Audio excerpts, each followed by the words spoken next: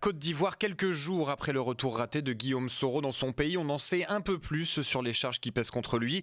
La justice a enfin donné des précisions qui lui est reproché. L'ancien Premier ministre et candidat à la présidentielle de 2020 visé par un mandat d'arrêt est accusé de préparer une insurrection civile et militaire pour s'emparer du pouvoir. Ces accusations s'appuient en particulier sur un enregistrement datant de 2017. Les précisions sont signées Christelle Pire.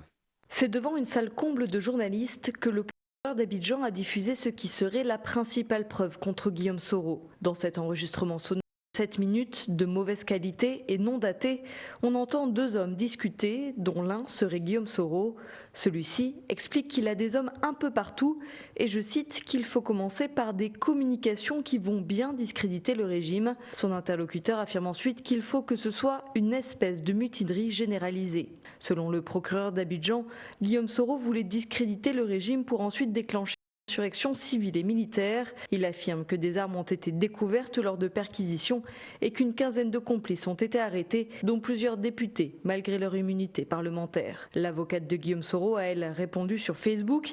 Elle ne nie pas l'enregistrement sonore, mais parle d'un audio incomplet qui daterait de 2017. Selon elle, Guillaume Soro essayait dans cette conversation de tirer les vers du nez de son interlocuteur qui était un espion du régime présidentiel d'Alassane Ouattara. Exhumé 3 ans plus tard, au moment même où l'opposant comptait rentrer en Côte d'Ivoire, cet enregistrement aurait pour but, selon elle, d'écarter Guillaume Soro de la course à l'élection présidentielle de 2020. À Abidjan, Christelle Pire pour Média.